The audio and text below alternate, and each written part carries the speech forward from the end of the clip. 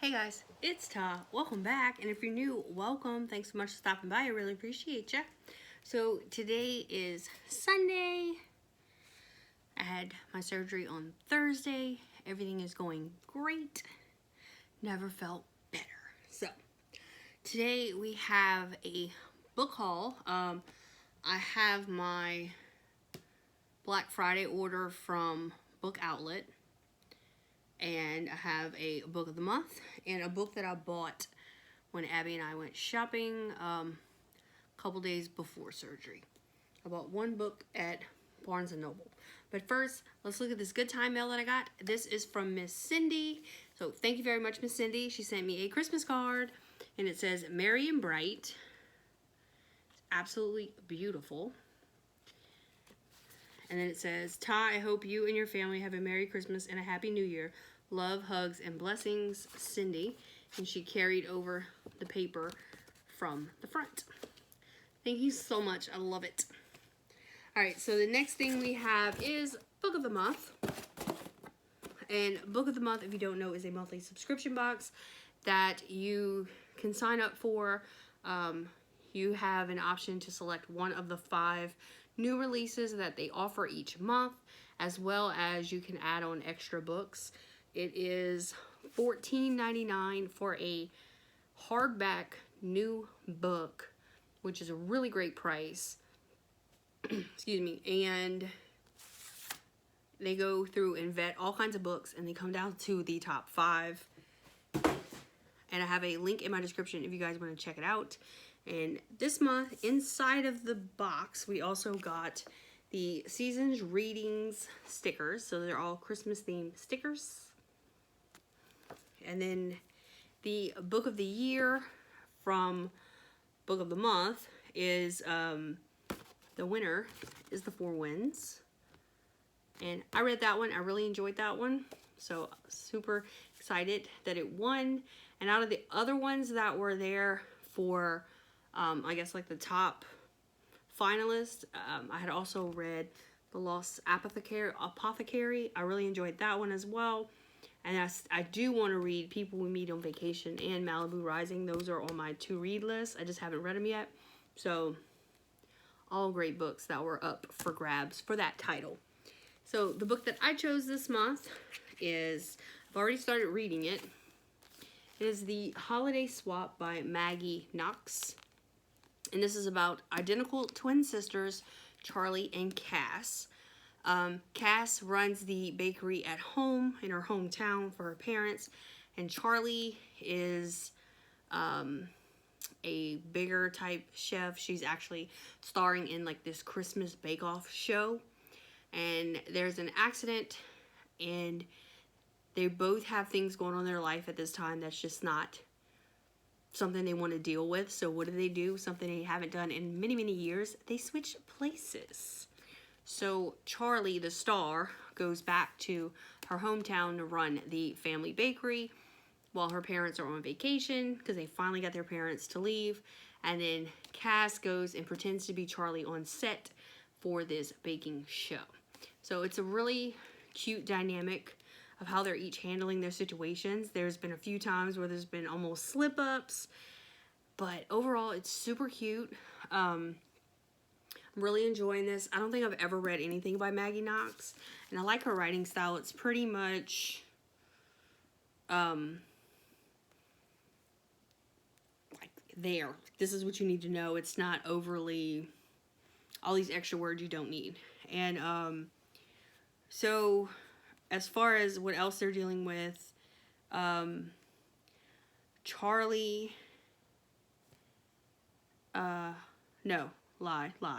Cass has a person that she just broke up with, a person who they've been dating forever, and he's just not getting the hint, like he's trying to be a fiance, and so she tells her sister, like, hey, try to get him to take the hint, but then her sister, when she's there pretending to be her, it's a whole nother situation. So anyway, absolutely love this. I can't wait to see how this one ends. And maybe they'll stay swapped. Who knows? Alright, so for the other book that I got, I wound up getting Credence by Penelope Douglas. I've already read this one. I will do a wrap-up for it with the monthly wrap-up. And this one is about Tiernan. Tiernan's parents both died on the same day when she was a few months shy of 18. And her dad is a writer, I believe, and her mom is an actress. And she has been left in the care of her dad's stepbrother, which they didn't get along or anything. So she winds up she goes to live with the step uncle as well as step cousins. And yeah, it says, Jake Vanderberg, her father's stepbrother and her only living relative, assumes guardianship.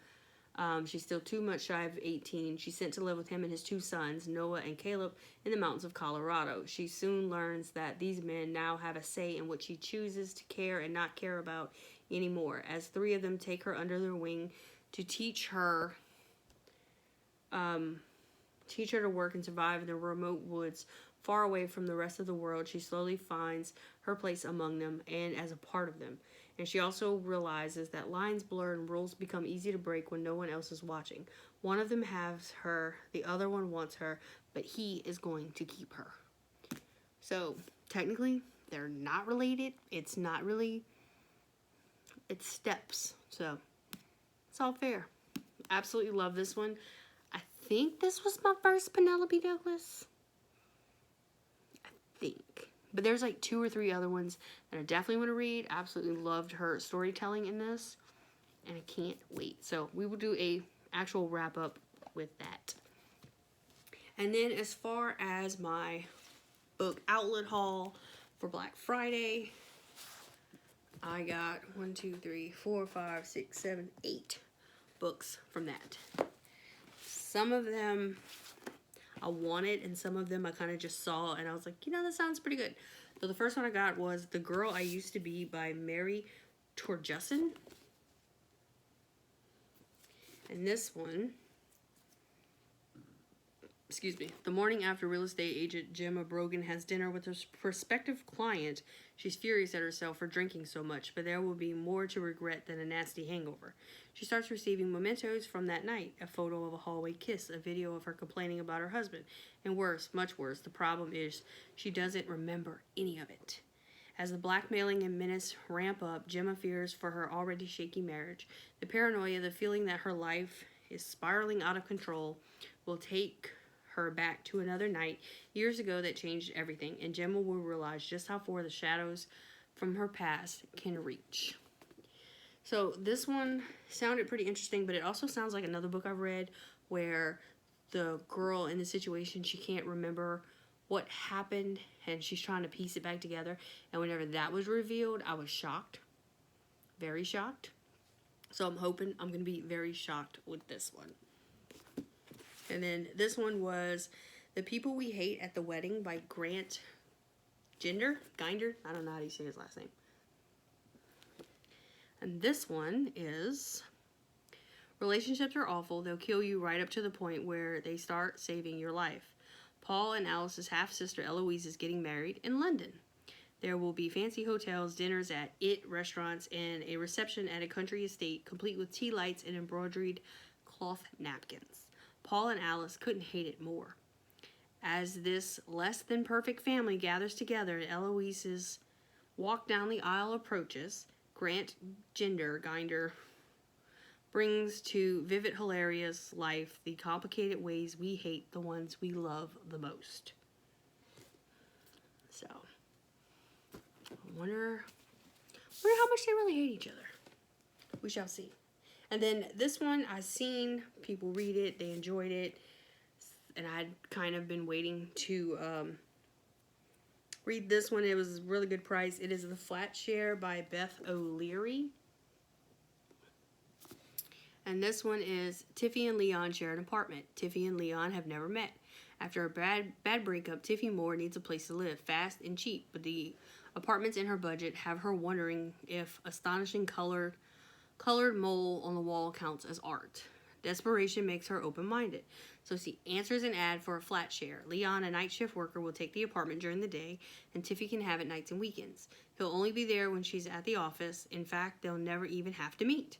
Tiffy and Leon start writing each other notes, first about which day is garbage day, then politely establishing what leftovers are up for grabs and debating the evergreen question of whether the toilet seat should stay up or down.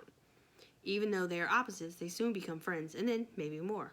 But falling in love with your roommate is probably a terrible idea, especially if you've never met. So I find this is an interesting concept, to live with someone that you only respond to in notes, but yet you share the same place. It could be interesting. And then this one I saw a lot of people talking about as well. This is Shipped by Angie Hockman. And this one says, the honeymooners meet the hating game in this clever romantic comedy following a marketing manager who is forced to go on a cruise with her arch nemesis when they're up for the same promotion. So that's all I'm going to read about that. So basically, she wants it, he wants it, they hate each other. What could happen? Probably a love story on an island. Who knows? That's what I'm going to go with. And then I got Those Other Women by Nicola Morarity. And it says, when Poppy's husband deals her the ultimate betrayal, leaving her for her best friend, she's hurt beyond words. How is she supposed to pick up the shattered pieces and go on?